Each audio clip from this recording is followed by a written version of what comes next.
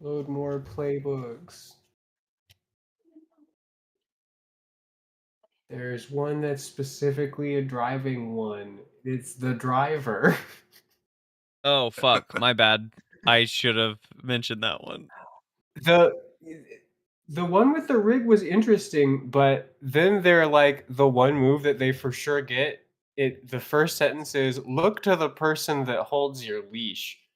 Uh, Yeah, and never I mind. wasn't sure what to make of that, so I I decided to literally move saw to the the driver. rig and was like, ooh, I feel like Gabe's thing will have the rig and that this will be difficult to find for some of us. It actually wasn't that hard to find for me when I just came across the name Battle Babe. I was like, that's definitely horse with gun. And then, Mike, in case you didn't see, the only other thing we need for pregame is I need a near-death experience. Right, that wasn't a near-death Haribo thing. experience. You need a near-death experience history for your questions character. gonna lead me to Wildly, I read Just tell me one you about added yourself. It us, won't and be I helpful for read the like podcast. at Haribo, and I was like, well, obviously he's asking for Haribo and Sparkalonius. Nope, No, he wasn't. I know how he got his stand. Okay. He was born. He wasn't. I mean, Because it's made way off the made top It of was my me. head, I It's can me. only think It's the me. first time he tried to use the whip and summon an animal, he nearly killed himself.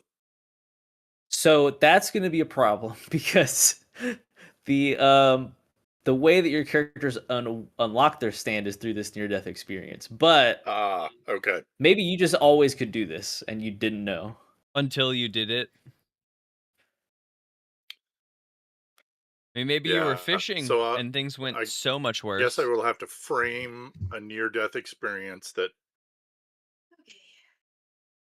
Could I save my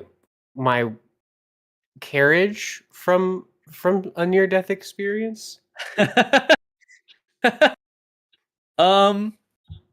Yes, but your carriage wasn't a stand. It was maybe it was just like a real carriage, and then you were gonna die because you were falling down the cliff. But then it, or maybe all he had was his carriage, and it was like about to be on fire or something, and he literally had to push it, fucking flex up and push it out of the way, lift it up off of someone that was gonna do it harm. Lift it up off of someone, or I'm gonna die. And then it fell in love with you or something.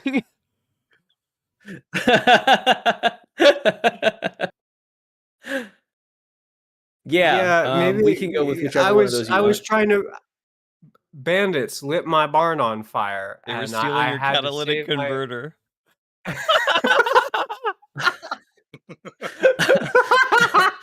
So you had to pick it up off of them. So fucking good. And I was like, I need this carriage to move by itself, or we're never gonna make it out of this here barn.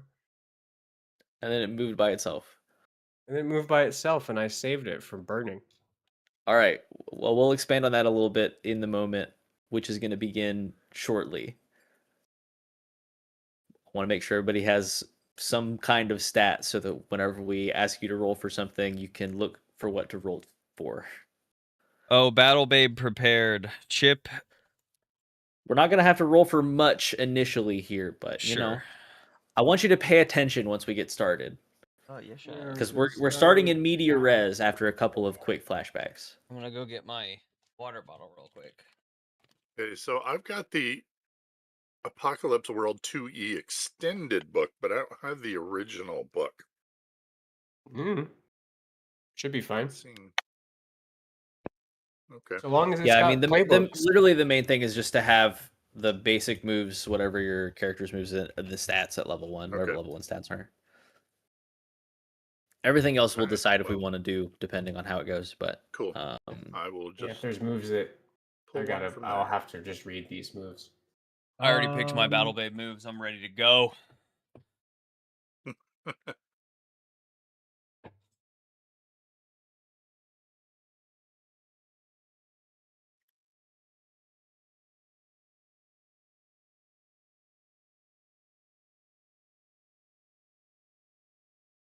You think Tiny Nubbins is a fighter? I don't know. He doesn't belong to me. Like himself? Is he thick, you think, or is he like scrangly? I know we'll find out. What he is for sure is cool. Okay. He's Dude, always me too. cool. I'm so fucking cool. I went all cool. I can't help but be cool. But I could be. You guys are cool gangsters. You guys are a cool gang of rustlers. I went so cool. I actually went a negative to weird because I'm so cool. Like it can't be weird. None of it can be weird. You know what? All right, then I'm gonna go. Nothing weird about a I talking think horse. Tiny Nubbins is so not a fighter. I mean, that makes sense. Tiny Nubbins is cool and sharp and a little bit weird. But he is not hard. I'm neutral hard. Yeah, Neutral hard. And Wit is hard and weird, but not cool at all. Hard and weird, not cool at Nice all. and Actually well-rounded for tracks. everyone. Yeah. Yeah, I mean, especially with how random your ability is, that's pretty weird. Yeah.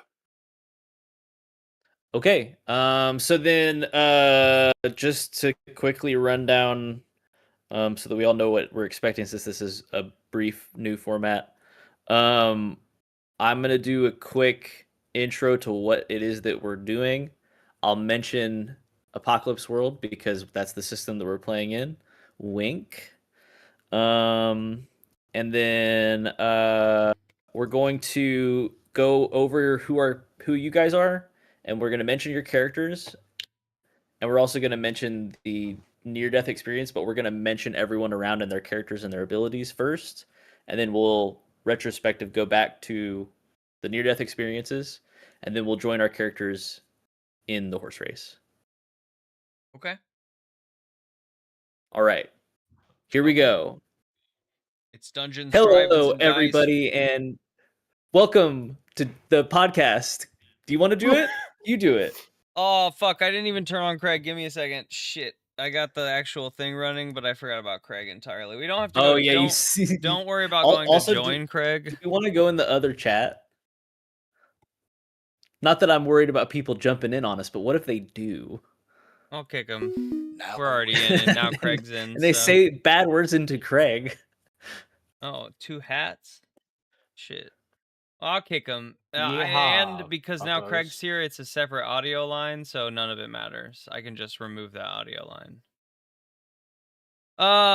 Okay. We're back. Craig's here. Now you can hit it. You can hit it if you got it. I just was about to hit it same time as you were going in, so we're good. Is there still something I need to join for Craig? No. Don't worry about joining Craig. We don't need the extra audio line. Okay, cool. Great. What did we decide? Any really quick last minute pitches for the name of this? Steel Ball Fun. Steel Ball Fun is so good.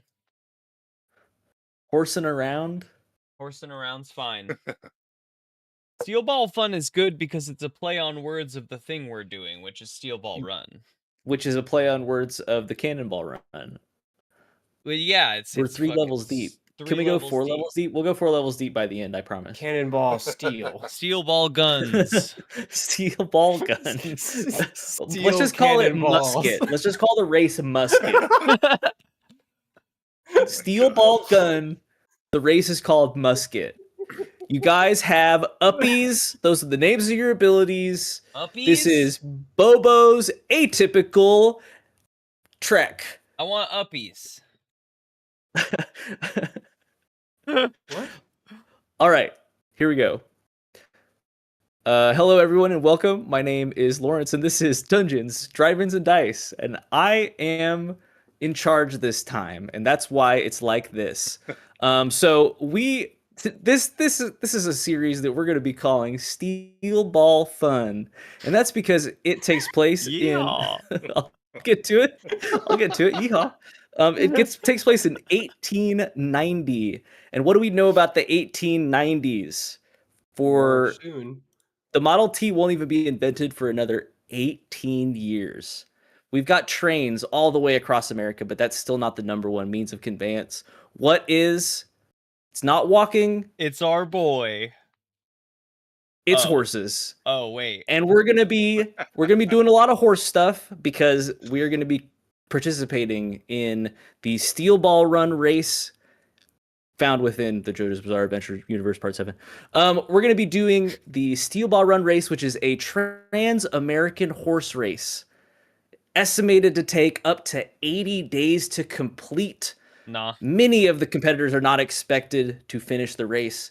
However, we do have 3 competitors here with us today, and let's meet the rest of the folks around the table. We're going to do it in less than 100. My name's M, and I'm playing Chip, the horse, and his stand, Big Iron, because we're playing in the JoJo's universe, and I feel like my stand is important. I'm playing Chip the horse. Chip the horse is a very muscular Mustang, thick ass horse. Imagine like a horse from like the El Dorado horse, you know, that like stands tall and prances a little bit, but is like a thicker chested, probably like red. A terrifying horse, stallion. A terrifying prospect for all the other competitors. And Chip doesn't speak because he's a horse. Why would he speak? But his stand communicates with others that have stands, I guess. And if they don't have stands, then Chip is probably just a horse to them. Really smart horse. Probably pretty ornery. Yes. See, his stand is Big Iron. He's got his old rider, whose name is Ryder.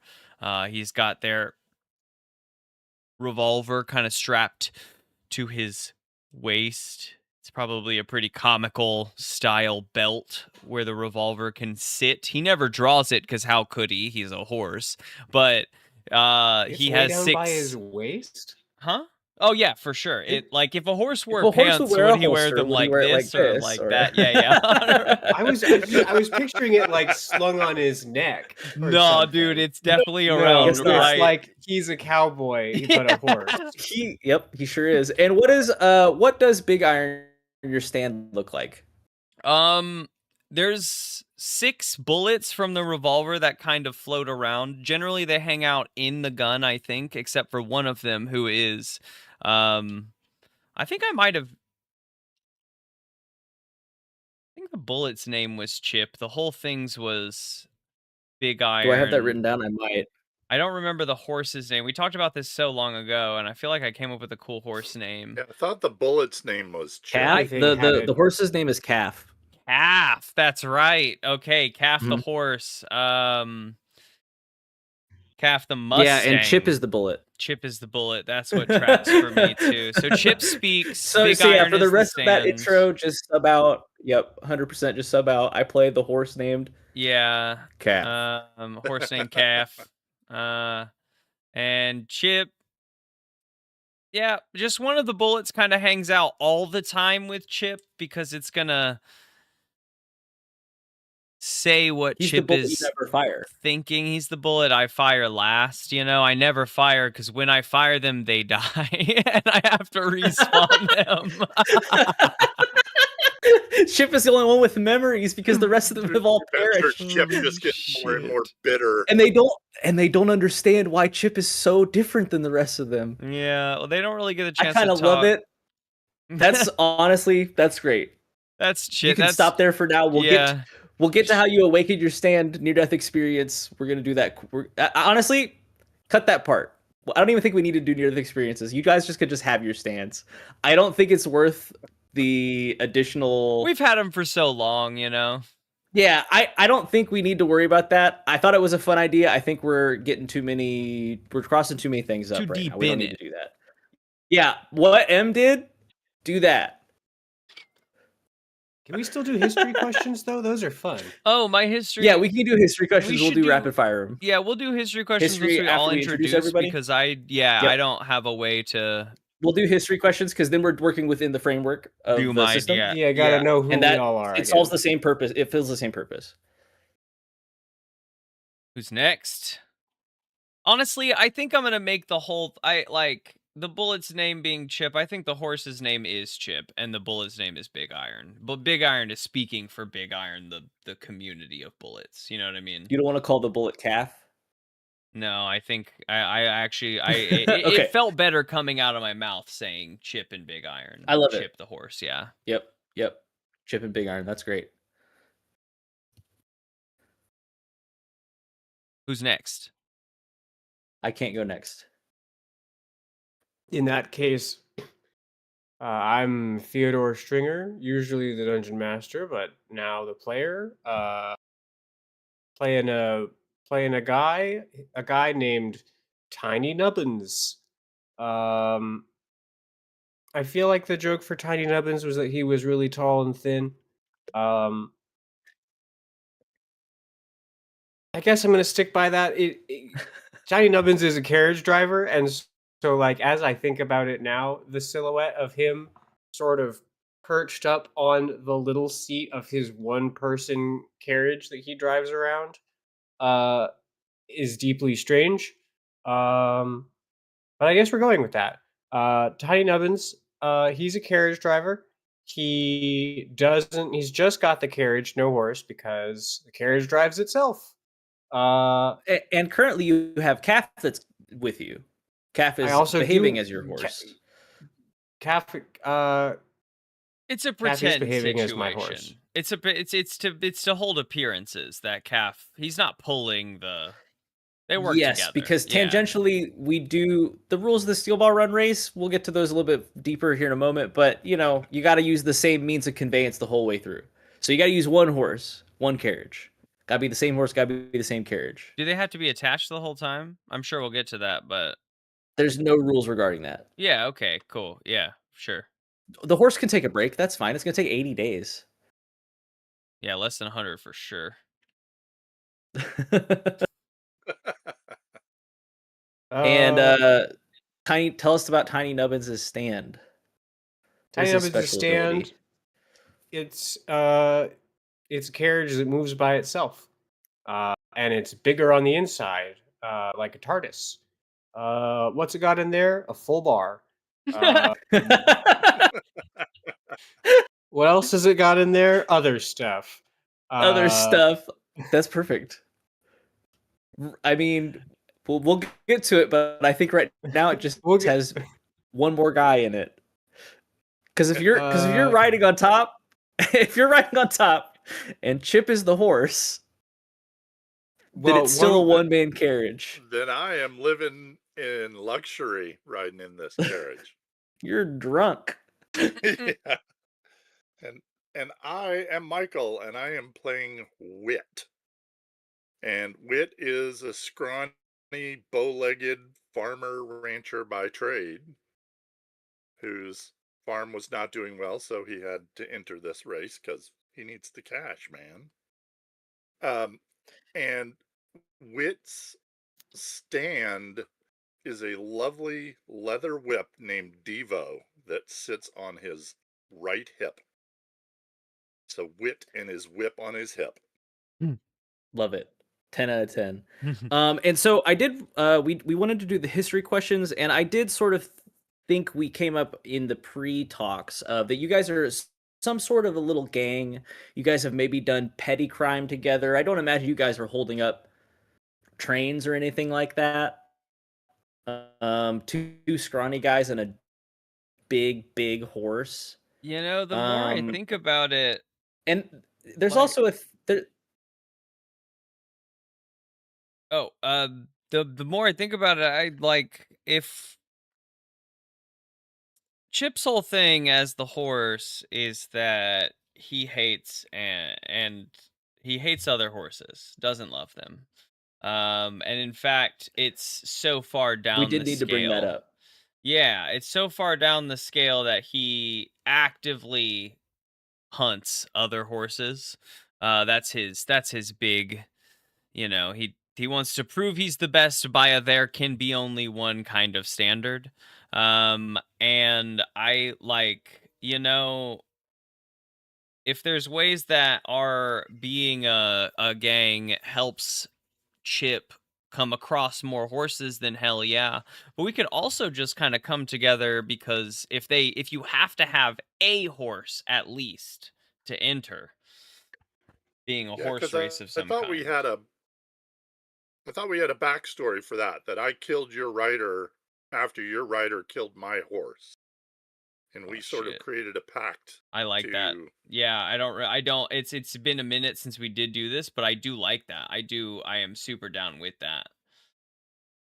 Hell yeah. So originally Ryder was killed by Wit, and then Wit joined forces with, because you didn't have a horse. Well, and you guys could communicate because at this point you had already had your stand, Wit. Yeah. And so you, I guess, were just like chill. You were like, yeah, I mean, I also hate horses. You can kill them, that's fine. I can probably monetize that in some way. There's probably things that horses have. Do Wit? We did not address what my stand does. Yeah, that's right. It is a whip. I thought you were just going to hold it. Oh, shit. Is not. You could also just hold it if you want. Yours is kind of less evident than the other two, I think. Yeah, okay. I'm going to hold it. Okay, sure. Come out I love it. We have a whip that does something. It impressed Chip enough, and he thinks he can use it for his dirty gains. And then how did Tiny Nubbins join in on this unlikely pairing? Were you just like, I really want to join that steel ball run, but I don't have a horse. I've never had a horse. I was sort of thinking somewhere on the way to the race, maybe. I don't know. Yeah, because the race does begin all the way in San Diego. San Diego. Maybe, because I was thinking between the three of us, we would make an unlikely but perhaps effective trio of horse thieves. That we steal them and kill them? Well, we don't maybe kill all of them, but we have to establish we leave one dominance to tell the over tale the and then herd. we sell that one. You know, we've got to if we establish dominance over the herd with our own horse, and then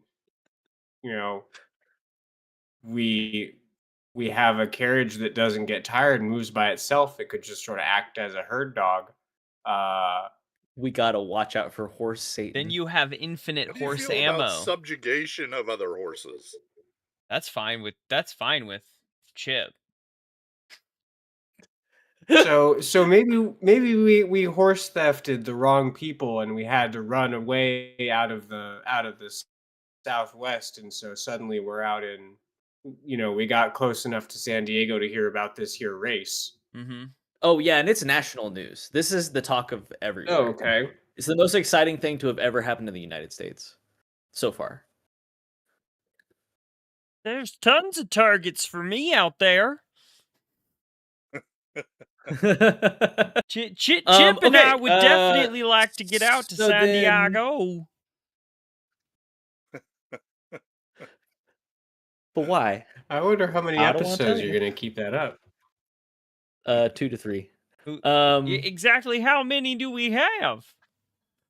So then I guess it's history question time. Do we want to knock those out real quick? Oh yeah. Yep. History, Battle Babe. That's the playbook I'm got a playing. Decent enough background for our characters at this point. We introduced I'm a horse, list the characters' names. We already did that. Okay, on your turn, ask the other players which of their characters you can trust. For the characters you can trust, write history -1. For the characters you can't trust, write history +3. You are indifferent to what is safe and drawn to what is not. I feel, well, I'll let you guys answer. I'll let you guys answer. I think you don't trust Wit, and I love that about your relationship. Yeah. I was gonna say the same thing. I think I do trust I almost said Dibney. Not Dibney. I don't know why. Tiny Nubbins, his questions feel very... Yeah, not Dibney.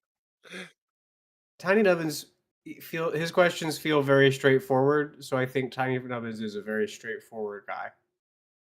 Yeah, yeah. I trust you. There's nothing in this, so unfortunately we have a history -1, and I don't trust a Wit, because if he can throw other horses, like, I'm nervous. He's not using it on me, you know? Whoa, spoilers. Well, he can throw horses? Anyway. And also, he killed your rider. He killed your original rider, which I assume you liked enough. Yeah, we work well together, but I'm not sure I can trust him with my life, with my horse life. Cool. Next history. So I've got 3 history questions, but since there's only 2 of you and one of my questions is kind of meh, I'm only going to ask 2 of them. Nope. Which of you once got me out of some serious shit?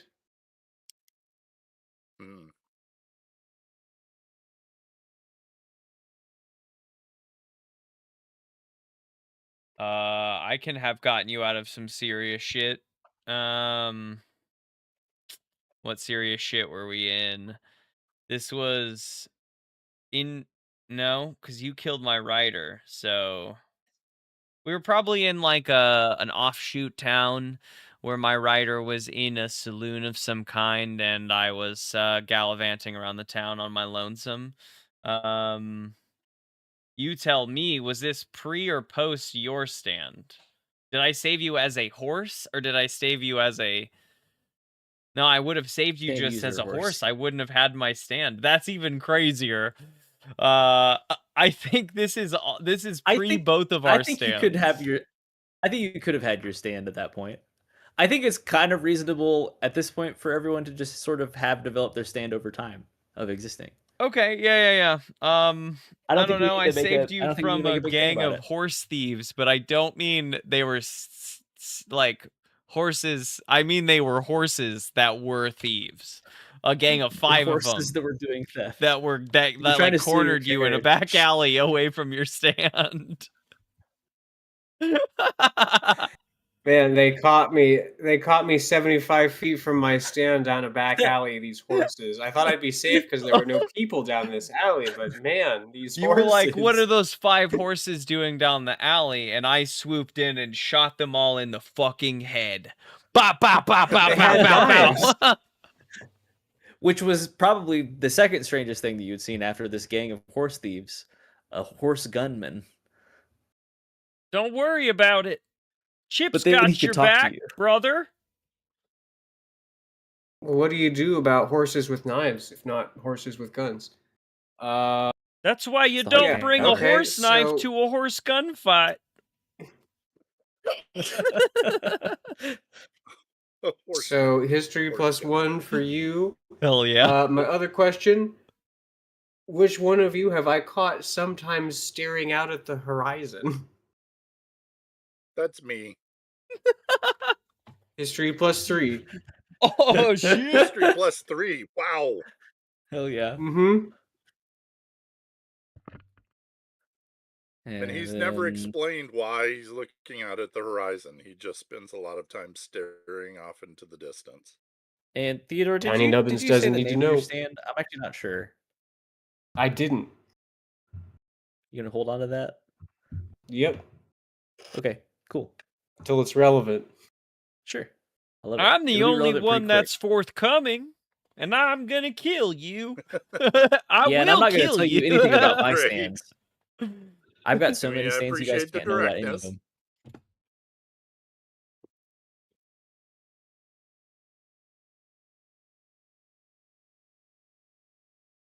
All right. So, for my list for history on my turn, I just write history -2 for everyone.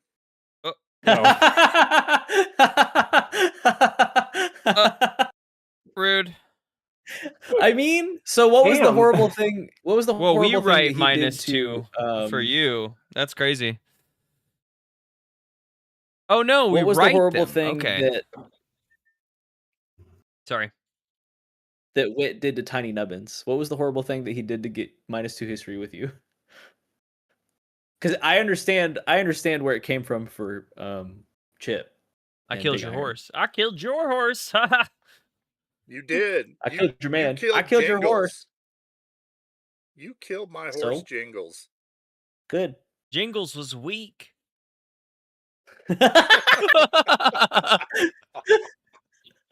Fucking love it.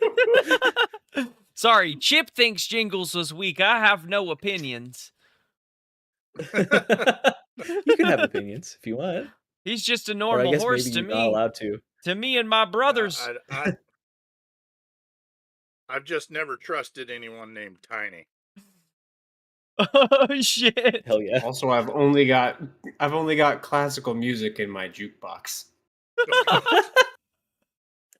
You've got one of the crank pianos in there. There's another thing I want to call out really quick is that Chip the horse is wearing it looks like the old sheriff's vest that Ryder actually was wearing, but it's torn through with the big horse legs in it.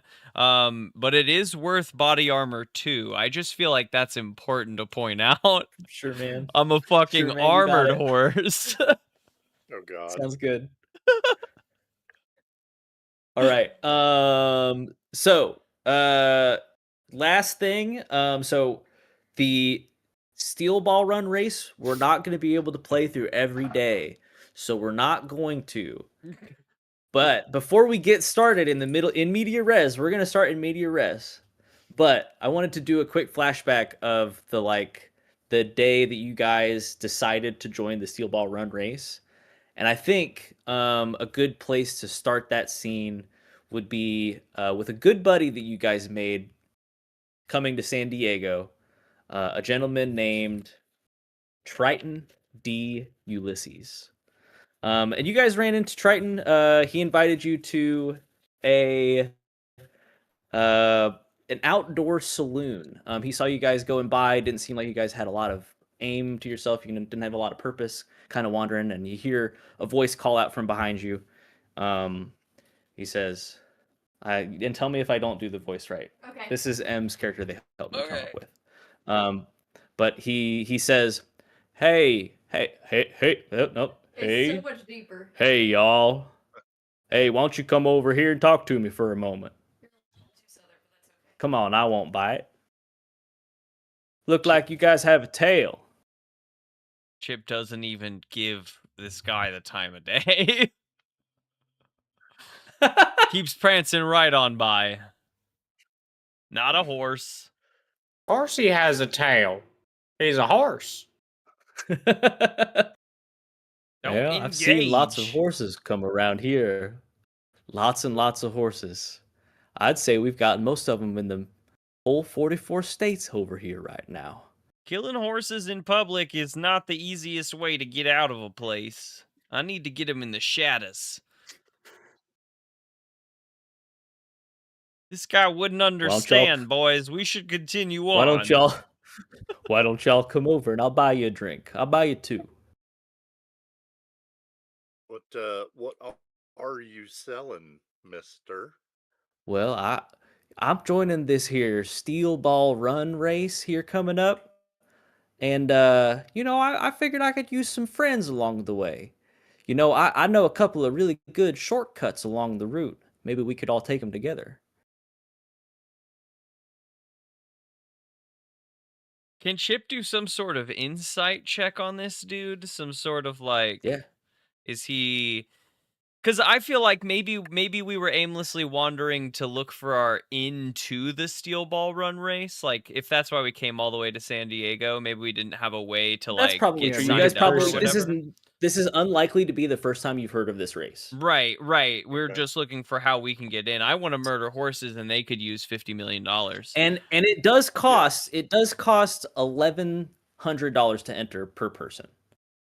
So you guys do need to come up with $2,200 during this flashback. Can I? Well, unless you already had $2,200 from I killed 5 horse thieves by myself. Do they have maybe enough? If they were horses that were thieves already, they had to have stolen stuff. If I knew about them as thieves specifically, you need another $50. I'm sorry, guys. That's fine. Hey, that got us there. You got to figure out where to get 50. I mean, we got us there. This guy, looking at Chip stamps his looking foot. at you, Chip, to the poker table. Chip says, well, he's willing to put up everything but $50. That's how much he got from them horse thieves there. But it's not like Chip makes a lot of money. And also, Chip doesn't have to pay to enter the race. Chip just needs one of them to do that. That's right. It's your race.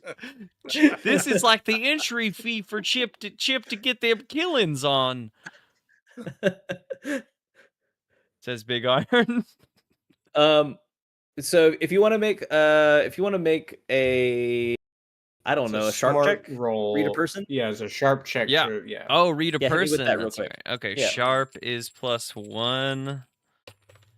And this is Meanwhile, the Tiny day before the Nubbins- race starts. There's one more day before the race starts in this scene. Meanwhile, Tiny Nubbins is going to ask, how short are your cuts? 9 is the person telling the truth. He is 100%. He's smiling. His aura is absolutely non-threatening. He just seems like a generally nice guy. And you observe him a little bit closer. You sort of lock in on him. And you see beneath his perfectly pristine white duster and light white dress pants, he looks really nice. He's really well put together. But you see underneath his jacket a little gold star. But he's 100% forthcoming with his intentions here. He just wants somebody to hang out and chat with tonight. Man's with law. Maybe we should give Chip the kill gesture to not mention the horse wrestling anymore. All right. Does he have a horse with so him? So every time that the stand Big Iron has talked, Ulysses has not reacted whatsoever. He's really only looking at you two. Okay. Wit and Nubbins. Oh, Jesus. I love it when I talk to the normies. What was your question? How short are these shortcuts he's talking about? Well, partner, I'll tell you, there is quite a few miscellaneous passages, some unknown bridges that I've been around in my travels. I'm up from Cripple Creek, up in Colorado. And boy, I know those mountains better than the most of them. And that's one of the hardest routes through the third leg of the race. I don't know how much you folks know, but that's where you'll get real tired. Your horse back there, he looks mighty strong, but it's a game. It's an endurance game. This steel ball run. Chip says he killed a horse in endurance in Cripple Creek once. Wit's gonna glance at Chip.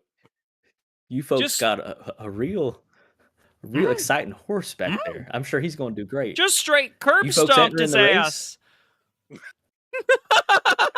Oh, he's got nothing. He's got nothing but personality. I'll tell you that for free. I'll even give you a nickel to say so. But I really. But well, I think I'm mighty set for money, friend. But how about I buy you folks a couple of beers? You don't say. Mighty set for money, you say. Well, yes, sir. I am a man. I am a man of the law. I do have a job. I do hold it steady. But I have some time saved up. I have a couple of deputies back home watching things around, and I've made a couple of good investments in my life. So I'm. So that don't mean you might not have $50 lying around, do you? That is a very specific number. Shake him down, boys. He looks well off. Between that badge, my horse, and your shortcuts, I believe that we are just $50 short of a deal. Ask his name. Ask his name. What's your name, friend? Well, my name is Triton D. Ulysses. Right, he said that. My bad. You can just call me Sheriff. Sorry. What's Johnny Law want with this here race? I want $50 million and my name in the papers. Wait. But to be perfectly honest with you, my horse and me, we're getting a little bit up in age. It's sort of one last hurrah for the two of us, I don't expect to win, but you know, like I said, I do know some tricks, and if you folks are feeling competitive, you know, maybe I could lend a hand, and you know, maybe I'll see you on the way. Maybe you get there before me. Who can say? What? Big Iron Wait, are floats we up. not on a team together? Yeah, I Well, whisper. it's an not the- individual competition, technically speaking. I was a little confused when you started mentioning your own horse. That Does he have his horse with him? No, his horse is nowhere to be seen. I'll get him out of this race Yeah. right now. So I'll tell you what, friend. I can spot you gentlemen $50. But why don't you give me back double when you win? How about that? What? $100 when we take the trophy. Well, I mean, folks, if you take first and second, you'd be walking away with $75 million. What's $100? First and second. And a new friend. How about that? Is it an And he offers a individual handshake race? to Tiny Nubbins and Oh, Wit. wait. First and second? Yeah, you guys can't. I mean, you're not on a team. It's technically still individuals. Wait, so where's my wait? But we have to Are we enter. Are we all one team? I think we have a solution to that. I think is you Tiny guys just pay Nubbins for and one entry and then. And Wit just rides in the cart, and nobody will know the difference. Yep. Oh, okay. Or you It's guys could just get first if you just join in. You guys It's are just you're me and technically Chip. cheating, but you're horse thieves and murderers, so it's probably fine. Because technically, the only rule is you got to use the same means of conveyance the whole way through. Same horse, same carriage. Okay. But do they have to be connected the No, whole way through? I mean, you can take a break. That's fine. It's not about taking a break, one's but like, watching. I mean, like, can we split up? Are there rule?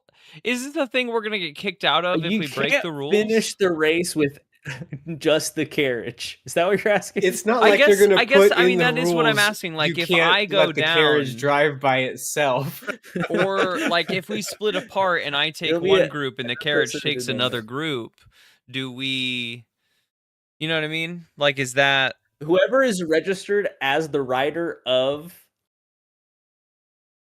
you guys would need to finish at the same time to win. Because the Oh, horse can't win by itself. The carriage can't win by itself. But whoever ends up wanting to be Chip's rider, that's who is entering in the race. That's who's paying the $1,100. Chip may be after killing them horses, but me myself, I think they should not be sliding horses like this. Just horses can't finish on their own. This is some bullshit, says Big Iron. It is a necessary sacrifice for us to achieve our goals. I guess.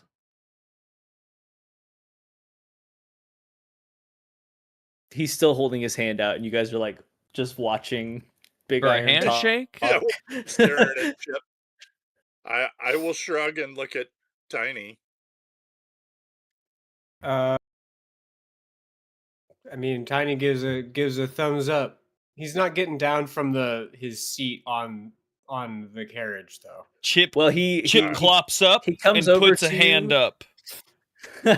Puts one hoof up and stares him in daps the you up. face. He Hell daps yeah. you up.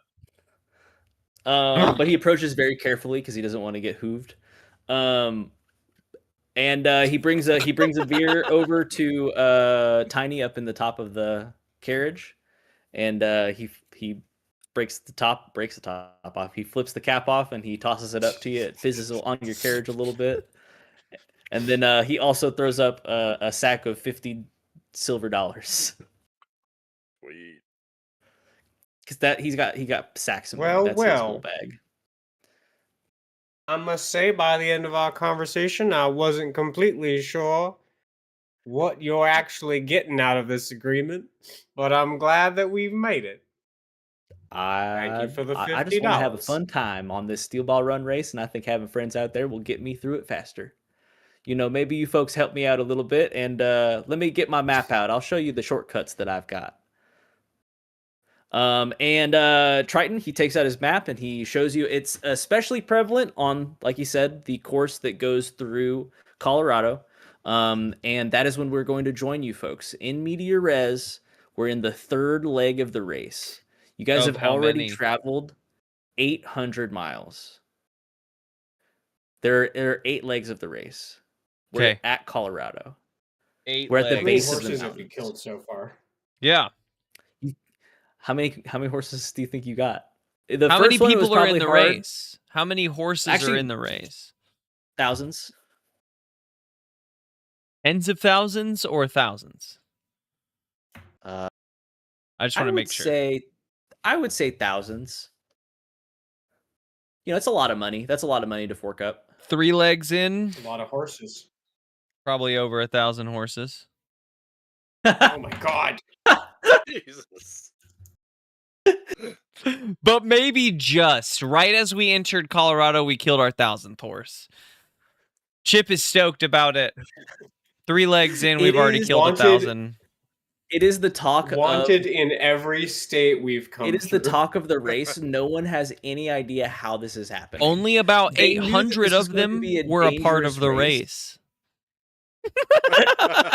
They knew this was going to be an incredibly dangerous race for riders and horse involved, but it has been so much worse than anyone expected. It's going to be a 99.9% mortality rate for horses in the race. So the people that papers have definitely given you a nickname. I don't think the papers know that you are doing this. I think you would have had someone's killing all the horses. They're blaming it on you for sure, dude. I don't even think that's true. I think that what's happening is like in the big masses, whenever you guys kick off from each of the checkpoints, and there's like hundreds and hundreds of horses in a big pile, just as that route is being progressed on the race, it's just bodies are dropping back and back. I don't know if you can kill quite that many, because don't you have to recharge your bullets? Yeah, can't you only kill 5 at a time? Or can you get multiple horses with each bullet? One of my shot patterns hits an area. I don't know. That's probably because it uses 5 bullets or something, but it hits an area. So I would imagine that I started the race by like fucking area affecting a bunch of riders, you know? And then like each leg in that first phase when we're all next to each other, I just keep taking riders down. Everyone is on the lookout for a mystery weapon that somebody has or some sort of horse disease. Not everyone has a stand? No. You guys haven't encountered a single person with the same ability as you for this whole race. There's people who are in front of you that are alive because their horses are faster, and then there are corpses behind you. This is why Chip thinks they're all so weak. They can't even stand up to us. And so, the papers are abuzz about this and about how many disqualifications there have been just because the horses have been died. A great first 3 People are starting legs. to think, is this race even possible for a horse to do? Yes. And it's hey man, just run. It's a big twist. It's definitely a departure from the source material, and I'm loving it. So you guys are at the base of the Rocky Mountains, and you guys have been on this approach for the last 6 hours or so. It is midday, but leaning towards evening, I would say. Maybe it's 2 o'clock, 2:30.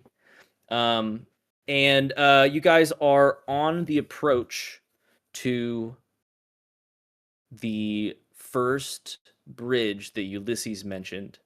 You also know, because you started the third leg earlier today, that Ulysses isn't terribly far behind you.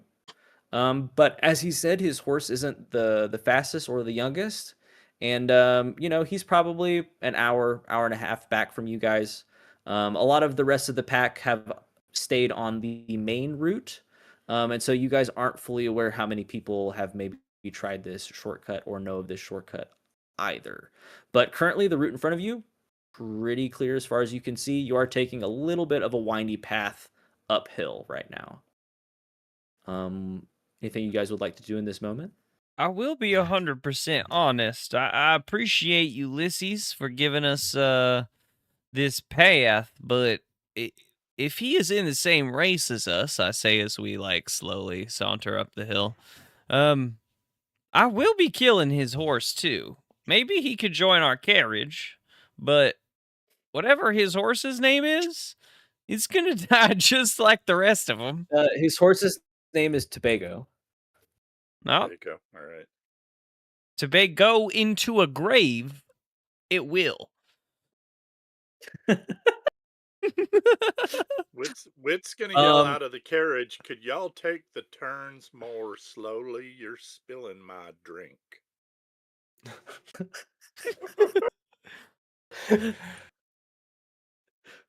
Talk to the carriage.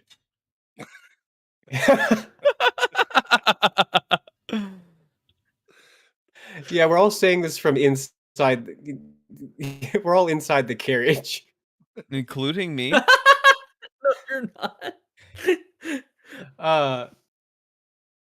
I mean, you can. So here's the thing. I guess the bullet can be inside. The horse carriage can definitely also be inside the carriage. Ambulate. Does the carriage self-ambulate as fast as a horse can run? I don't think so. As fast as a horse can run while pulling a carriage? Yes. So no other horses are pulling carriages in this race? No. The ones that were too slow and died. Right on the They starting were the first to fall. Yeah, no, we're not really doing speed. We're doing constant movement. Yeah. The carriage on its own can move as fast as a horse pulling a carriage can move. Exactly. So when Calf doesn't feel like walking anymore and wants to take a snooze, or Chip can come inside the carriage, and so the horse can go in the carriage. The horse can just go in the carriage. Yes. So so this is the way for us to win. From the outside.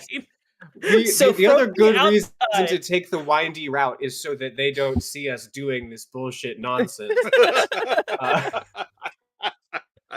Of the carriage, just like the carriage just winding its own way. Are there like windows in the carriage? Like, how does that work? Definitely. But how does that work? Well, you've got like the canvas draw at the front and back. Is it the same? Is it the same image just forever because of the inside being longer than it is on the outside? Is it just the same image? I think it's got to be just a window on the door. I think that's one window on the door. One window on the door. Maybe the front, because it feels like seeing where we're going might be helpful. The rest of the inside's got like saloon style paintings and stuff. Does the carriage just look like a carriage? Does the carriage have eyes or anything like that you could see through? Maybe there's a cab up front that when you get into, it's like a cab size. I'm trying to get a feel for how much senses you guys have to the outside world while you're in here drinking with a horse. I could put one of my bullets outside to talk, since Big Iron has 6. I just put one outside. If can I see with the carriage is a Buck Wild question. The carriage can just communicate with you, right? I just need to know what parameters I'm working within. Yeah, why not? Sure, I can see with the carriage. That makes sense. Okay. So you can just see like out the front of the carriage. So I think there's a window on the door, and I think that Tiny Nubbins can see outside of the carriage. Yeah, I can see just the front. Yep. Okay. Got it. So you guys you're trundling along. You guys you're probably gonna get to the bridge in maybe another 10 minutes or so. Is there anything you guys want to do other than just chilling in here? Totally fine if you want to. We'll just progress things along. I mean, if we're progressing to a notable checkpoint on our map, Chip is probably done taking a break. Yeah, the bridge was what Ulysses specifically mentioned. He was like, this is a bridge that is going to save you a ton of time. Chip is going to get out, I think, when we get to the bridge. Just to check things out, I think it's better probably to cross the bridge, depending on what kind of bridge it is. We can decide on how to cross it when we figure out what kind of bridge it is. If it's like a rope bridge, we have to be a lot more careful, right? But we'll figure that out when we get there. But Chip is going to get out and go back to pull, like, horse cart pulling mode. That way we can be prepared for anything as we approach the shortcut. What does that look like whenever Chip engages horse cart pulling mode? I imagine there's a bridle. he can put in his mouth like a, he knows how to act like a horse. And I imagine that he's not doing like a still has like one the hanging from the front two front things. Yeah, no, it's got the two walks front. up and Yeah, sticks his head in it. the wood. I don't know what the full wood piece is called on the carriage, but the piece that comes up and goes in between the horse, so the horse can bridle it up. The yoke. Yeah. Yeah, so those aren't attached, but he is standing in between them. Maybe it has a yoke that can be adjusted in and out. So when he's not pulling, the yoke goes in. It's just a normal. No one understands how it's moving. Yeah, everyone thinks it's haunted. They fold up. I love it. Plenty of times during this race already, people have just shot at the ghost carriage. What is it? Is it sturdy on the ghost carriage? Is it sturdy outside? Is your stand sturdy? What does the ghost carriage look like? What kind of carriage form are we riding in? It's a one-person carriage. I said that it looked like the Beauty and the Beast animated movie moving carriage. Like the unbloomed flower, kind of like a bulb. But for one person. Was that the one with the spider legs? Yes. Oh, I was thinking Cinderella. Never mind. Yeah, just the body of it, though. The legs are actual wheels. Wheels, yeah. So it looks, it does sort of, it does sort of have a phone booth kind of a look. It looks like an old school picture booth. Old school picture kind booth. of. Okay. Mm-hmm. Gotcha. Old-timey rectangle. Old-timey rectangle, but it's got a whole bar, a whole, saloon inside. And how thick are the sides of it? Is your stand sturdy? Because if people see, if superstitious folks see this along the route, they are shooting at it. This is a spooky thing to see. I mean, so long as they're not like right up on it, it's probably fine. Okay. There's just some surface damage on the outside because what I sort of imagine is your stand is inhabiting the carriage, rather than I guess like the carriage is wearing your stand. I don't like that interpretation. So yeah, you just got some bullets lodged in the wood of your stand. Does that mean that the carriage's consciousness could shift carriages? Maybe. Like if I'm just curious, if we find like a cool, well-dressed carriage, if we're just bringing the consciousness over and turning that one into a TARDIS, maybe that's I don't know if Tiny's ever tried. I don't know. Anyway. But yeah, so we're about 5 minutes away from the bridge now. Anybody want to do anything more? I know Chip wants to get out whenever we get close. Yeah, I mean Chip's out now. He's got bridle on. The big irons floating above him, ready to. Why don't you make me? Why don't you just make me open your brain check, Chip, as the one who's mostly looking out here. Any way that I could make it examine closely. Just because it's going to be better for me. Is that one that we've made up? It is, yeah. It is the one I actually made up. It just felt like the Rita, or it could be Rita Sitch. Yeah, Rita Sitch is the one that I would like to do. Yeah, go ahead and roll. Go roll whatever you want. Maybe you do Rita Sitch, and I'll give you the help action. That way you get plus what? Let me see how my help action works with you real quick. For Gabe, it's unfortunately -1. So an 8, what is help? You got a 12? Well, I already helped anyway. Sure did. I opened myself to danger in helping him, but I gave him a +1, so I brought him above the 12. But I already rolled, so might as well.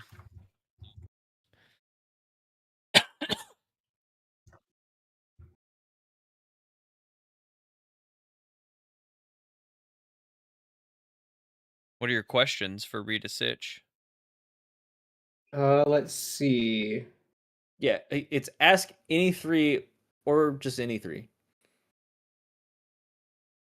Oh yeah, ask any three questions you want. You could just ask questions. What should I be on the lookout for? What's my enemy's true position? And also any other question not from the list. Yeah. Can the bridge support us?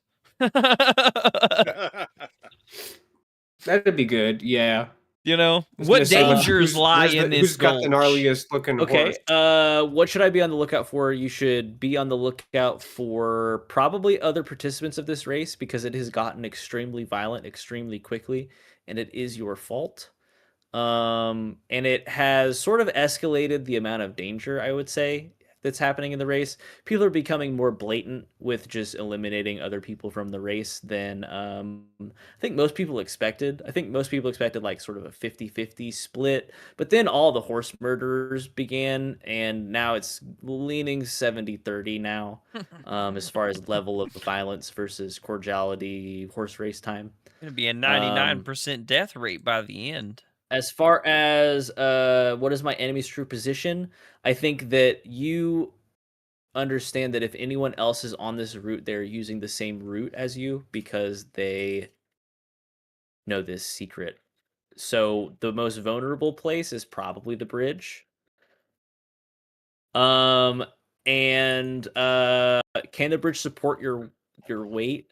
As you get in eyesight of this bridge, you realize that it's a pretty long bridge, but it's pretty well kept. It looks like it is something that the folks that live around here use to herd cattle across the river. Otherwise, it is extremely difficult. This is why it's a shortcut. You have to go way north or way south in order to cross this river, because it's probably a 40-50 foot drop into the river from the bridge. So you really don't want to do that, and there's not really a good way to cross it. You can go all the way down the cliffside, you can go up. It's a very steep decline, so it is possible to cross otherwise, but it's pretty difficult. It has been raining a lot lately, so you can hear the river before you can see the bridge. The river is a Russian. I also think that we, like, in our lookout, it probably was tailored to see if there were any racers that were here causing trouble. You know what I mean? Like, yes, we definitely are on the lookout for other racers specifically. I think you folks have seen no one really behind you on your path so far, but you have seen what are those things called? Horseshoes. You have seen horseshoe tracks leading up this path in the same direction that you've been heading. And those have been fairly consistent. Probably 10, 15 different sets of tracks. Some of them you think are pretty fresh. Some of them you're not so sure about. Could just be the people who live in this area. What kind of idiots would blow their lead just to ambush us? That's a good point, I guess. But also, we do need to be on the lookout for the local ruffians as well. As well, sorry. Lost it for a second there.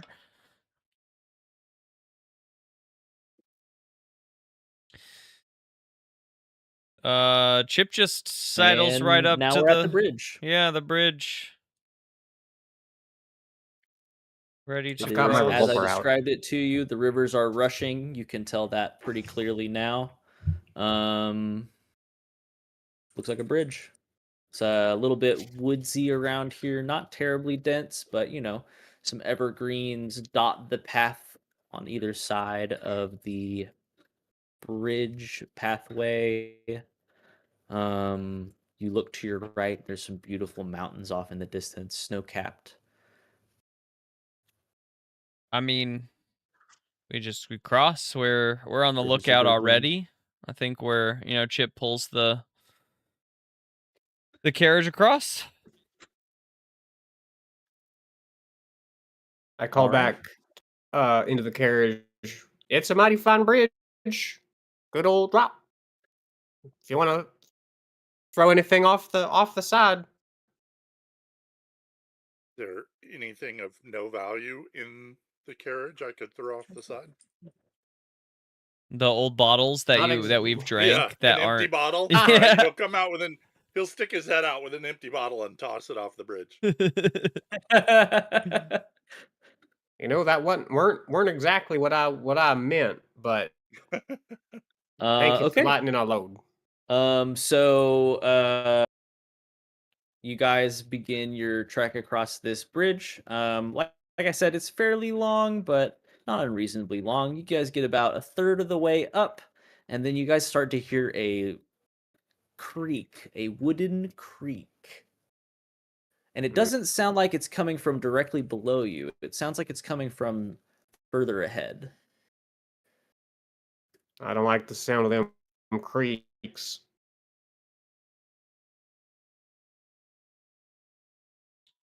Can't go Chip. back though. Bolts. Is there room for Wit to sit next to Tiny Oh, fuck Nubbins? that horse. I always hated that horse.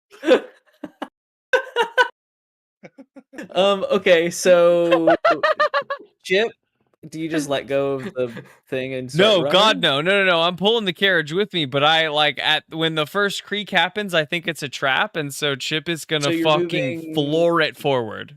So you're moving slightly faster than a horse carrying a carriage? Yeah, now it's a horse carrying a carriage at full run. Yeah. So he's just a horse running. He's not attached to the carriage. No, I'm bringing the carriage. I'm for sure bringing the carriage. Give me a. Oh, I thought you just ran off. No. I'm carrying the carriage. I think Chip holds image when we need when he's in image for now. Give me a do something under fire.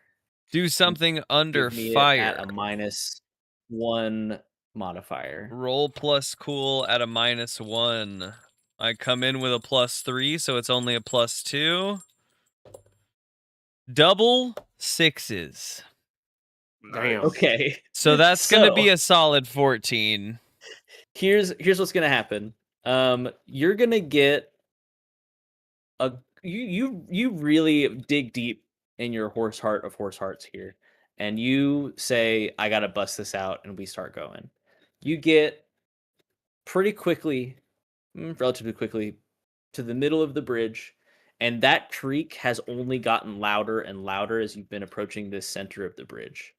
And as you get closer to the center of the bridge, you're starting to see trees, saplings sprout from the middle of the wooden bridge up through the floorboards of the bridge, and ever expanding, bigger and bigger, and growing more rapidly than you could imagine. And you're past these at this point. We're gonna make it? Okay, good. Yeah, I was gonna say, as they start, if they get in the way, I can like shotgun fire to tear them up. They're not in the way. Okay, they're behind you now. Perfect. But you saw them growing as you were continuing. Yeah. And you keep going, and you keep going, and the bridge behind you, it begins to collapse. Oh, that's not good for Ulysses.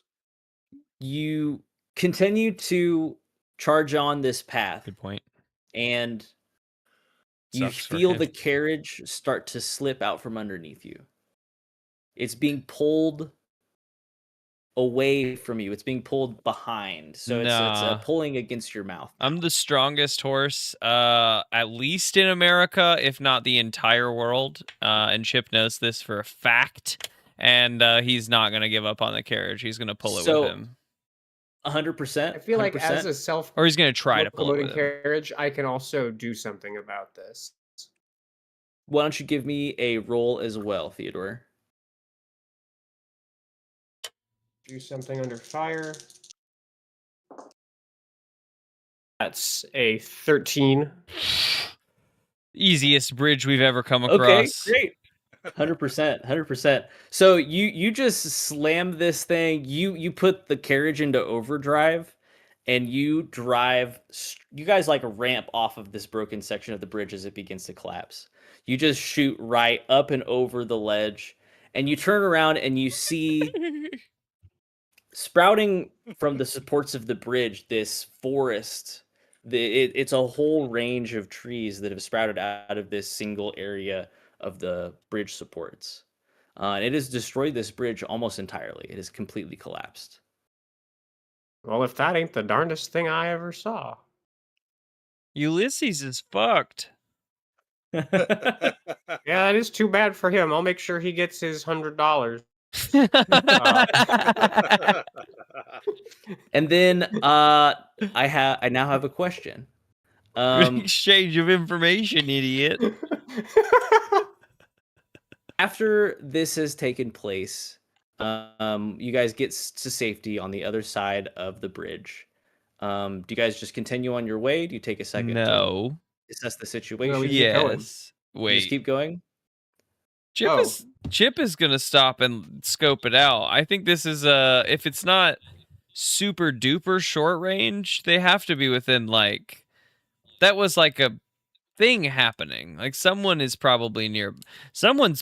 Chip thinks someone's nearby. We should check this out before we just continue on.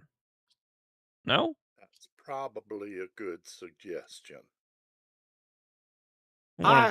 Coming up behind us. I think I would counter suggest perhaps that the easiest way for them not to get us. And are we having this conversation inside the carriage? Probably all outside the carriage, right? Would you come out and like sit with me up on top? Yeah, I came and sat with you on the. Is for us to just keep moving and get out of range. I guess if we leave them in the dust. If we just beat it, they can't come and get us. The trees at this point have stopped growing. Just beat feet, get out of here. And hooves, Chip, and hooves. What have we decided here? Are we going to investigate or are we moving along? What is your stand's name, Gabe? Is that important? Is that a reveal that I'm pushing? I just want to make sure. I think so, but it might be. I mean, it's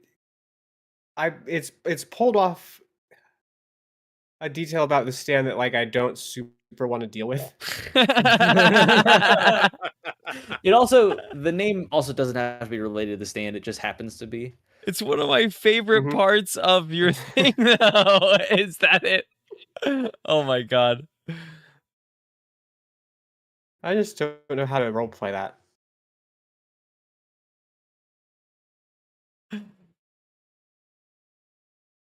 Well, I haven't talked about this. But we just almost went through a near-death experience. So I suddenly feel like sharing. I don't know the name of your whip, but I know that your guns have names, and I must admit my name's Big Iron. You know me. My self-driving carriage also has a name, and that name is Puppy Love. Puppy Love. Puppy Love is my carriage, and my carriage wanted that name because it was a symbol of their feelings. Feelings for who? Now you've taken for Jesus, you lunatic. Who do you think? It's a Bible-loving carriage. Okay. That's why it can't be 100 feet from across.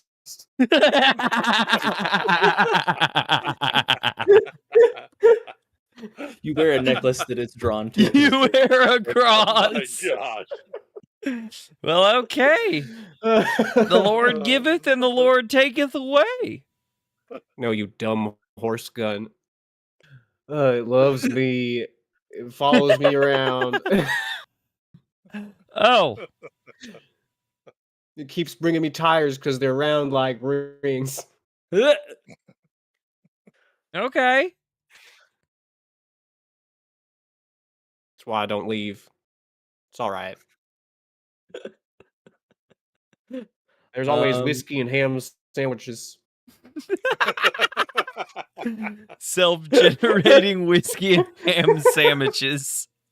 I think most of the items inside of the stand are real items. I don't know if it generates Roman Cokes. I think you have to get those.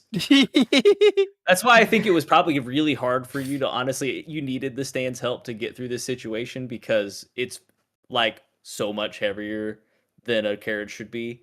Like so much heavier. There's so many things in there. You know how much a bar weighs? Just the bar. Just the the surface. Hundreds of pounds. Yeah, but wait, are you telling me that this stand came empty and I had to fill it with crap? Yeah, I think you had to furnish it. I don't think your stand ability is I have a fun place to hang out. I mean, you're not drinking the liquor of your stand. So okay, so I'm also a carpenter, I guess. Yeah, sure. You might have stole this. And this is what I've been using one my big empty cavern when you entered in the first time. You built the walls. This is my man cave. You filled it with love. Yep, I filled it with whiskey and ham sandwiches and soft-boiled eggs. All things you love. There's a fridge of ham sandwiches. The stand can keep the boiled eggs. The stand does keep the fridge cold. Hell yeah. Those are its two abilities. It can keep a fridge cold and it's bigger on the inside and it moves. We're really not while this conversation is happening in this heartfelt reveal of your stand's name, you guys hear a loud snap and then the crumble of a boulder coming down the mountainside towards you directly right at this moment. What do you do? Reverse. We paused, or were we in motion at this point? Motion. You guys were standing outside of the carriage having this conversation. As last I heard, sat on top of the carriage, but I think we decided to keep moving. We're talking on the move. Okay, so either way, it's still coming down the path from higher in the mountain at you guys after a loud snap and then the rumble. Boulders starting to fall around us. Yeah. I mean, if I move backwards and you move forwards, it'll probably miss us. Kick it into high gear. As wide as the path is. It is Indiana Jones-esque in its execution right now. This is seemingly a perfect rock for this situation. Well, boys, I think we're cooked. I'm just gonna shoot it with my shotgun formation. Yeah, let's go down swinging. I blow this fucking thing right up. You do it, horse. Oh, here I go. I'll also shoot, sure. Is this a go aggro? Observation of this rock. This rock looks like it's damaged. Like it is a wonderful size, but it seems like it's been beaten and cracked into this shape, perhaps. Is this go aggro or do something kind of fragile under fire? I think this would be I think this is a go aggro here.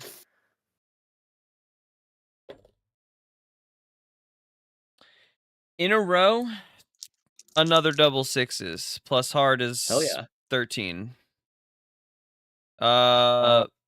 Force your hand and suck it up. Oh, they have to choose. The boulder has to choose to cave and do what I want or to force my hand and suck it up. I don't really know what that means.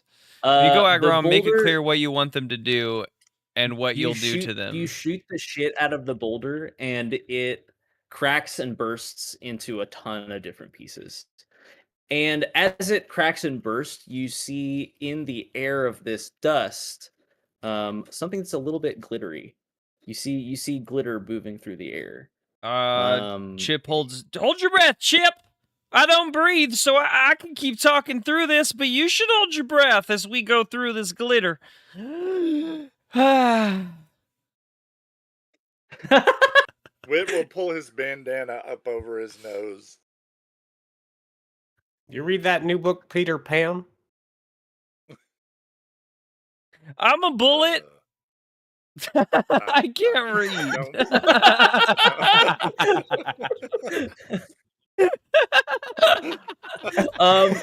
And how many shots did you use to blow up this boulder?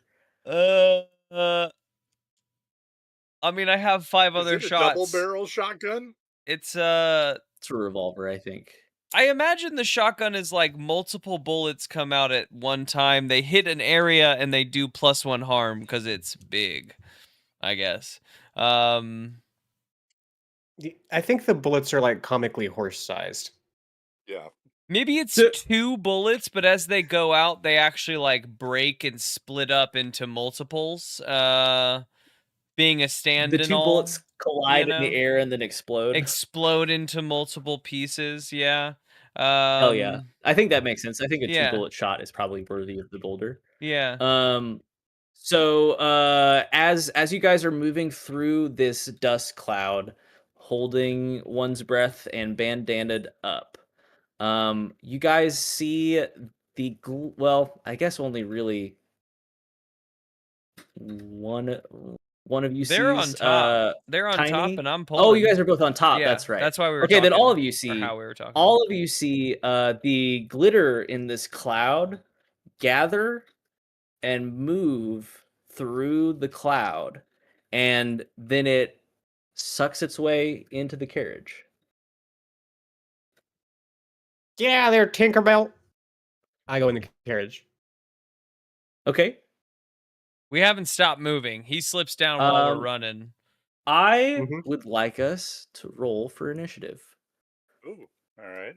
That's 2d6s plus anything? Roll 2d6s.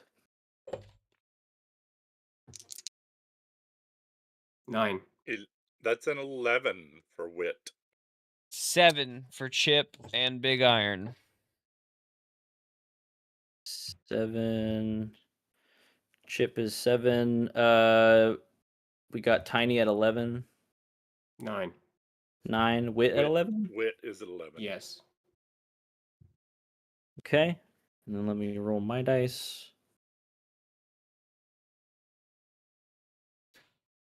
Alrighty. Wit, you are up first in the order. You have currently access to the same information that everyone else does.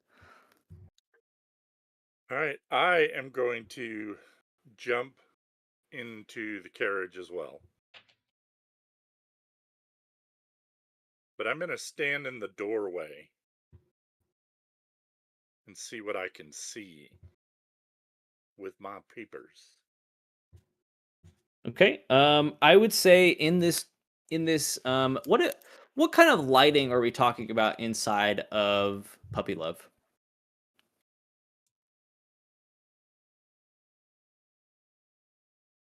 You're muted, I think? Or maybe not. Maybe you need to leave and come back. That's happened yeah. a bunch. Maybe. Hey, check. There we go. Oh, there we go. All right, cool. I think I would give. Now that I'm furnishing it myself, I think my answer is probably a little bit, just normal. It's probably just like lamps. Lamps on tables. Regular lamps. Bunch of different lamps.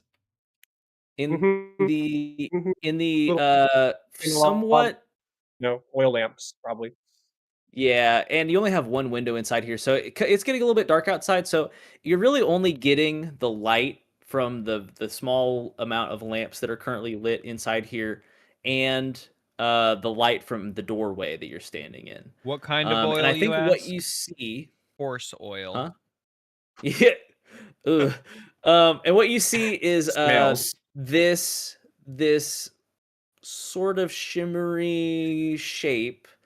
It is moving around, and it's sort of moving behind. It's behind the piano right now. Is where you last saw it. Piano. But Unnecessarily it still heavy. coalesced into anything, right? It's No, you just see it's like a little sparkly dust cloud that's seemingly moving in a uniform fashion.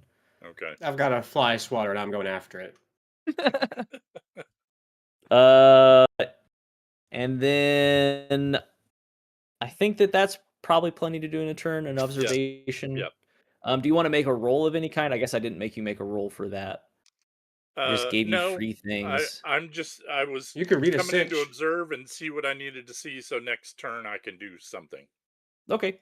I'll try to make you make a dice roll next time. Or maybe I won't. I'm in charge.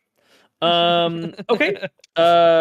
So what you guys see next is we still have just Chip outside now. And I think right now it kind of sounds like Tiny is focused inward inside the carriage. Mm-hmm. So I think this is going to be mostly just directed at Chip for this moment. Chip, you look to your left and you observe on the other side of the trail a fairly large log. You know, it's not like log cabin size log, but you know, this is a pretty big section, maybe a 3-foot section of a tree trunk. And then you hear a whoosh coming from the other side up the trail, and the other side of the up the trail, up the mountain on the other side of the trail on the right side. You hear a big whoosh and then a bunch of crackling. And then you see another tree trunk of similar shape and size begin to break its way through the tree line, heading directly towards you. Oh no, they're gonna Ewok us. And after that, we go to Tiny.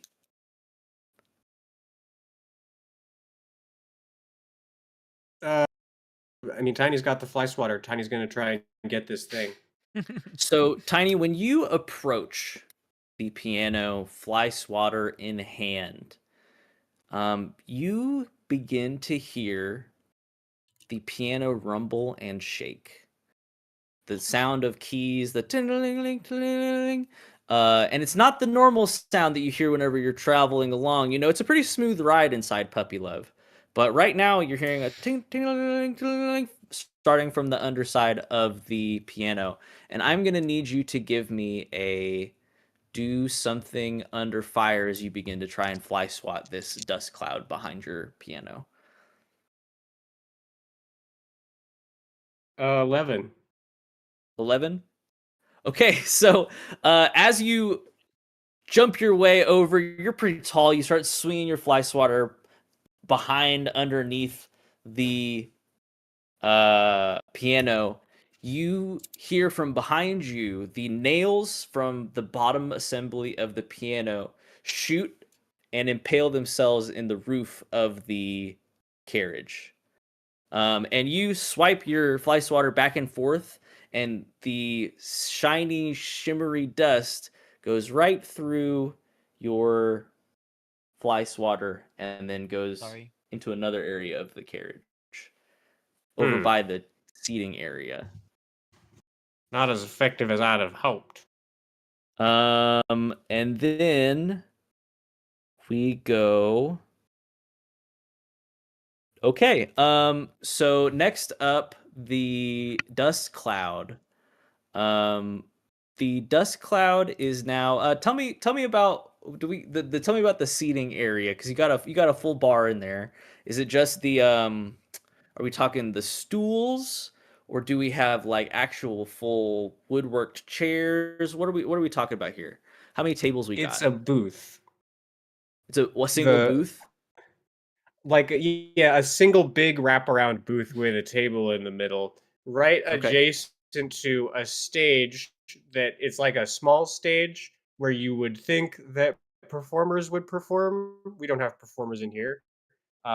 It's where Chip sits. There's cushions set out on the stage, and the horse sits on the stage, and it's where, you know, where does Chip have table. Does Chip have like stuff? Does Chip have like luggage that he keeps in here? Chip have What like do you extra eat? horseshoes or anything like that? Gun oil? Big bucket of oats. Yeah, I mean, I imagine that since now we have like an actual carriage, I imagine that Chip has bought some like backup oats. I love that. He always has some oats. He prefers the flesh of other horses, but oh, he's a horse minimal. I mean, he is. Yeah, like there can be only one because I've consumed them all. Feels like the actual play. But that's just like, like of course he prefers it, but his natural meals are probably oats and that Sure, feels the name of easy this to campaign isn't just horse murder. Yeah. Yeah, it's steel ball fun. There's more than one way to win a horse race. Yeah. So I really don't think so. I think like the gun oil, no, because my gun is a stand, so it's not like it's gonna. Then it's probably then because I think even though our stand is possessing a real carriage, it doesn't mean you have to have real carriage stuff. So I think there's probably just some like tools in cupboards over here that we have stored inside of the. I think it's reasonable to assume. Sure. And what happens is this dust cloud splits. One half of it is going towards the cupboards where all of the tools and repair parts are kept, and the other is heading directly for you, Tiny. And next in the order, we've got Chip. Chip, you have a 3-foot log heading directly towards you. Chip is gonna leap the log. No challenge. None at all. Not even worried about the log. He's leaping the log. Do something under fire. Sure. 10. Okay.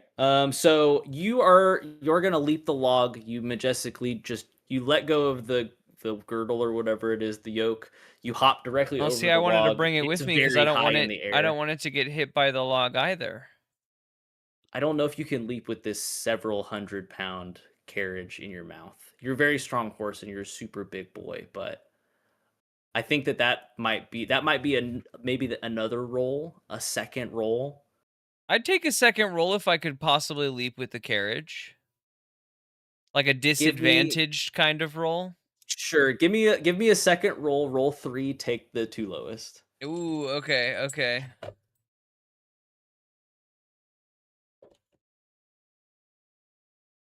A 7. Okay. So I think because of this, suck for us in here. I think because of this, mixed success. Things inside of the carriage are going to shift. However, outside of the carriage, no physical harm is going to befall anyone. However, we did it. This log collides with the other log on the other side of the path, and it splinters into hundreds of pieces. Cool.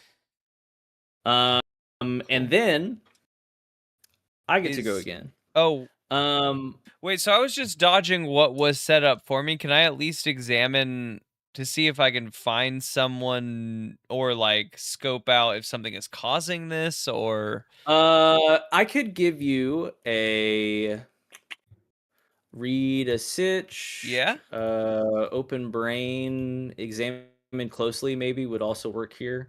I would read a sitch. Ooh, a 6.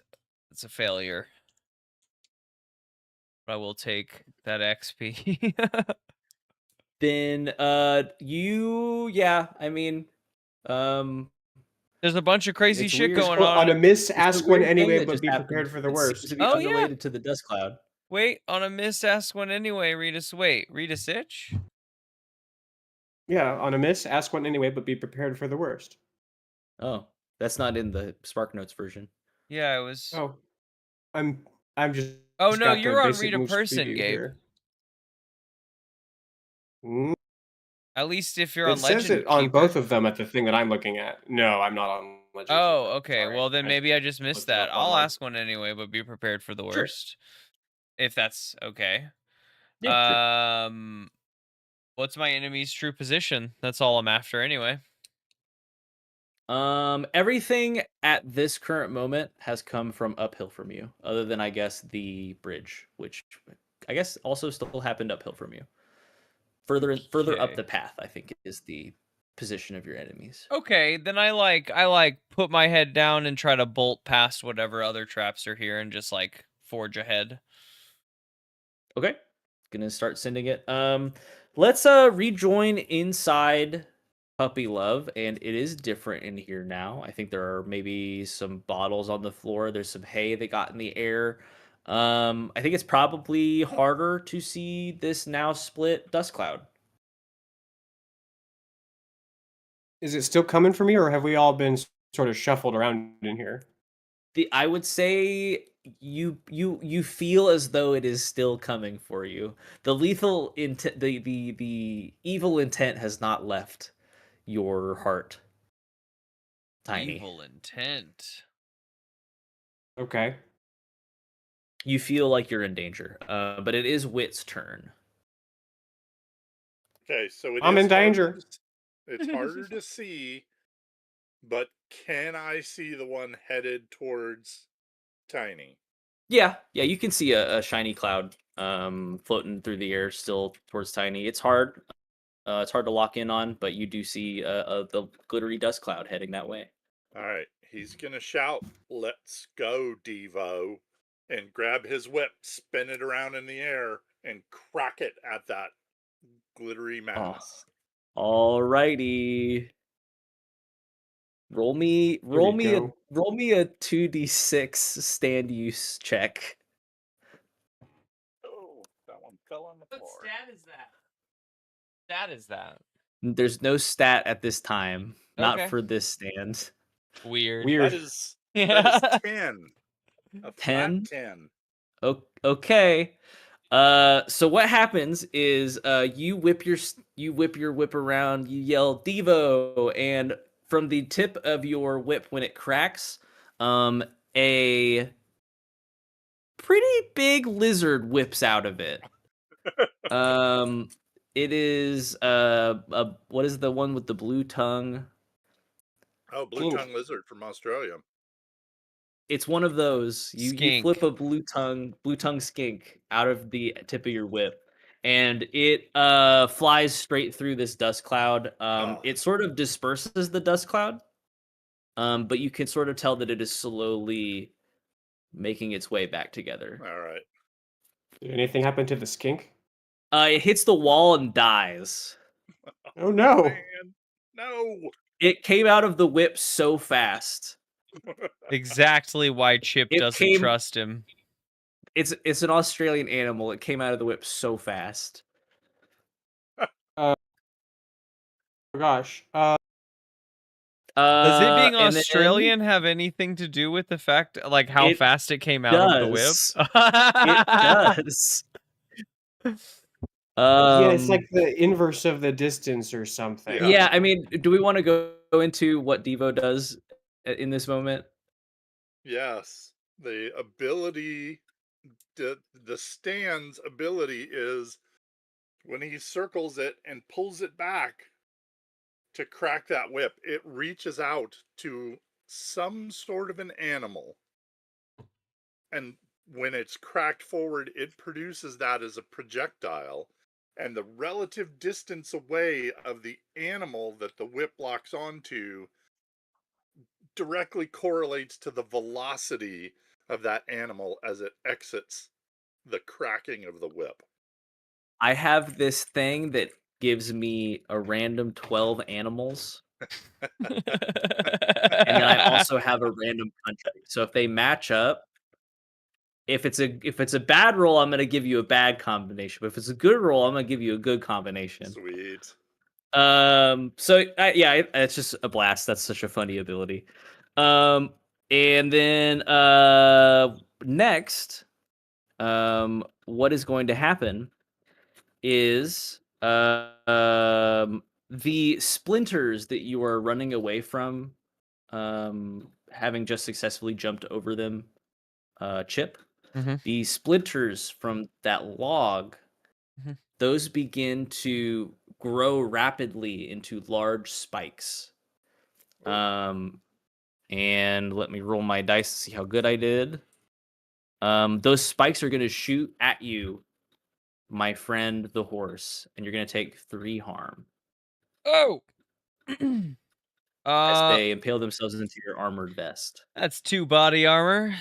So I take 1 harm. Gotta find One of this the person. splinters strikes true. And then we go to our friend Tiny.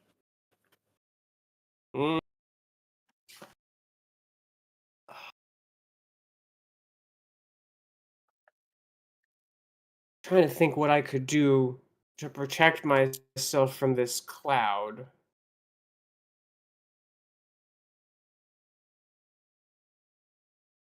Had a big fan. Maybe I could blow it away. Maybe one of your stand abilities is like turning on the AC so it like pulls it out. You already can keep a box frozen. Cold air bursts out. Just filters the air like a normal car. What if I'm just like, I'm stronger than some dust, and I just try and tough it out? Breathe in deep.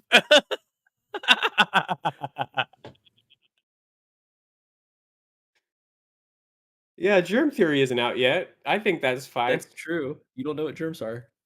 Yeah. Is that what you would like to do? What can dust do? Yeah. All right. I'm stronger than dust. Please give me... I'm not a piano. What would this roll even be? Open your brain or... seize by force. Withstand... whatever. Seize by force this dust cloud with your nostrils and respiratory system. Battle moves. Seize Others, by battle force combat is hard, moves. isn't it? Isn't it hard? Wait, yeah, what is it? Seize by force? Yeah. Seize by force. Not a hard guy. So mine is too hard. So that's a 3. On a miss, you still choose one. Take definite hold of it in your lungs. But it's inside. That might be the. That you might never know what's be gonna the. happen in a stand fight. Doing the unexpected can be really, really good for you, or really, really bad for you. I haven't decided yet. It was a 3, which is the worst roll we've had so far. There's been a lot of successes. You guys didn't even do the bridge thing. Bridge thing, it's just you guys have to just leave. Chip's native abilities help with jumping and running. Yeah, let's take definite hold of the dust. So, you absorb this dust into your respiratory system. And Captured. then try to fucking ghost it. Kind of immediately, a bunch of the tools that the other dust cloud was over by, those start like shaking on the ground and jerking in your direction. I like that. And now, oh boy, and now those are flying straight towards you. And whenever they get to you, I mean, if it's just like a hammer, you know, it's just a blunt hit. Just like you a know, hammer. like the bolts that you use to attach a wheel to a wagon, those are all flying at you, and they land on your skin, and they are slammed hard. Well, I mean, if they're gonna shoot at me, I'm gonna try and get down on the ground. I'm like go flat. I've been in gunfights. Let's roll a contested roll. Roll 2d6, and we'll do a clash here. Ooh. 6. Okay, so it when it goes around, it comes around. I did roll an 11. All so right. I'm gonna have you take 2 harm as these various metal objects strike your body, and it hurts. You don't like it. Okay, but I do still have definite hold of the dust, so I don't get the wind knocked out of me. You just hold your breath. and then I do go down though. I take the hit and I just whenever silently you go keel down, over. you see the other half of the dust rise to the top of the cabin of the vehicle. Bring it in. One hand, Hold it. one arm is holding my stomach and one arm is like grabbing at it. Okay. And these metal objects are still they're right against your skin. They're as if glued on you. Magnetized, you might say. Let us go. We haven't investigated further. Let us go now to Chip. Yeah. It's your turn, Chip. Did Mike take a second turn? Yeah. Oh yeah, he threw the animal. Yeah, that's right. Yeah, I killed the lizard. Yeah, you killed a lizard.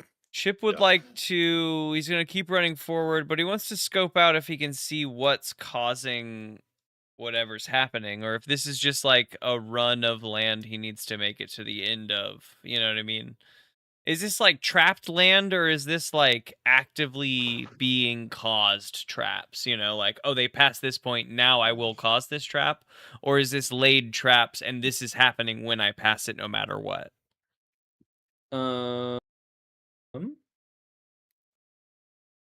Feel like maybe for a question of that specificity, I could do another read a sitch, I could do examine closely, which is one we made up, or I could just do like a roll plus maybe sharp. Yeah, I think that I'm okay with that. Give me a roll plus sharp at a -1 because you're just asking me a question.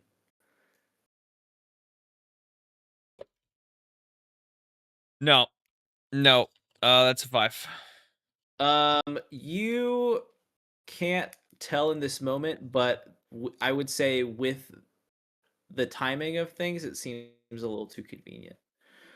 Then I will just forge on ahead and try to keep our speed and keep my eyes out, see if I can see who's causing this so I can make a counter. But it seems the best I can do so far is keep the carriage moving forward, so I will just forge ahead, and as dodging you what I progress can. forward, you don't see any projectiles in the current path, but further along, you do see in the down the path you get around a corner, around a mountainside bend, and you're continuing along this path, and you see way further ahead. It sort of looks like a pink apple, like a big round, like a big just a big old pink apple. You're pretty far away from it at this point, but it is sort of like right in the middle of the path. I'm gonna pink apple. Prepare. It's not actually an apple. It's just a pink, spherical shape. I'm That's gonna all prepare you can see to shoot it as we approach if it feels like something I need to shoot, but not yet. I want to get a little closer. Yeah, I think that's what you see as you continue along, and then we jump back into Puppy Love with our friend Wit. You just saw how that went for Tiny. Tiny's now got a bunch of metal pieces sitting on top of his body.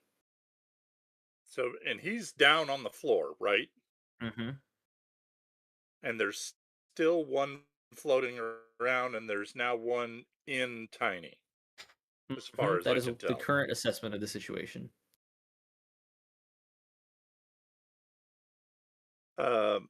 Do I see a bucket or anything that I can grab? Yeah, sure, you can find a spittoon. Okay, I'm gonna grab a spittoon and see if I can like scoop up the rest of the dust in a spittoon. Okay. Give me a seize by force. Seize by force. All right. Seize by force is roll plus hard. Okay. Oh, when we entered into this charged situation, I was supposed to roll a specific move, which is, well, I'll hold to the side, but I have a hold 2 with this move for whenever it comes up. All right, so I rolled an 11 plus 2 hard is a 13. You choose 3. Seize by force. Let's go back to that one. Take definite hold of it. I'm going to take definite hold of it. I'm going to inflict terrible harm by like shaking it in the spittoon, which I want to scare or dismay the enemy inside the spittoon. Gotcha. Okay.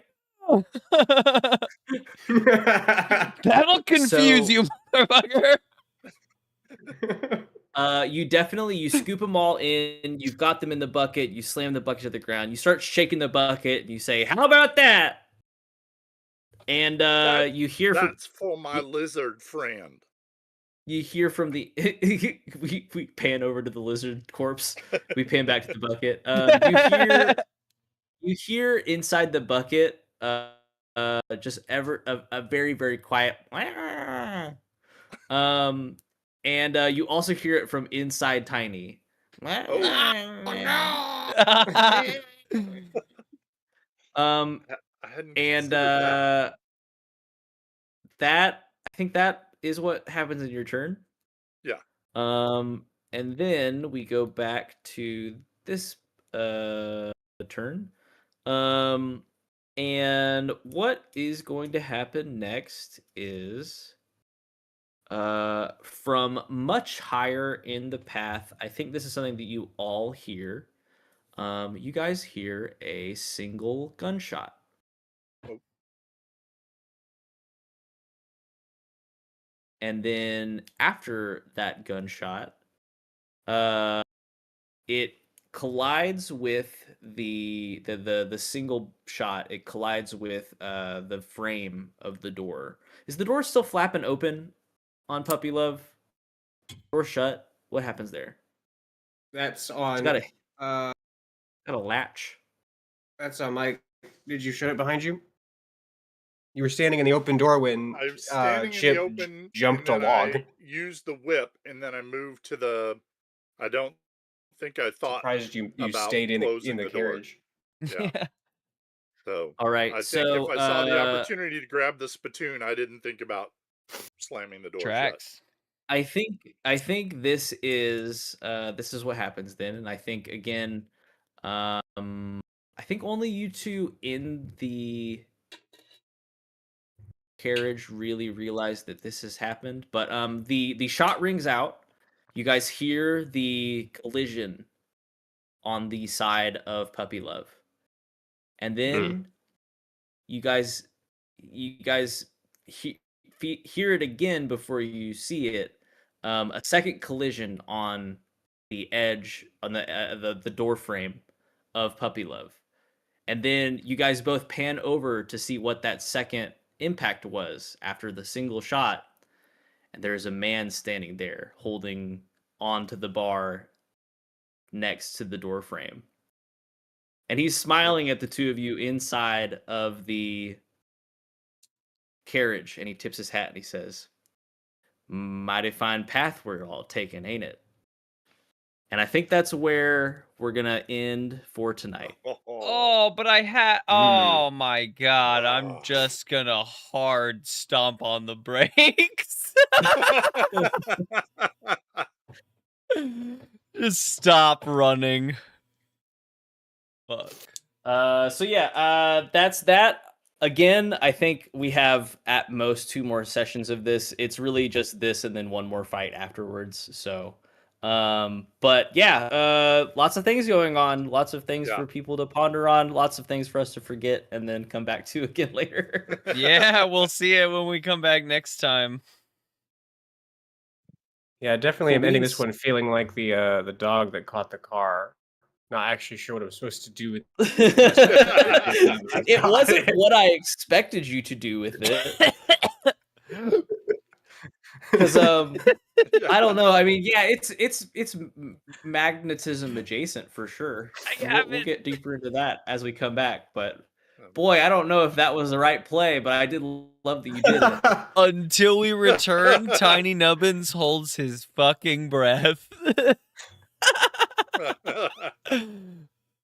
On bated breath. Oh, incredible. All right.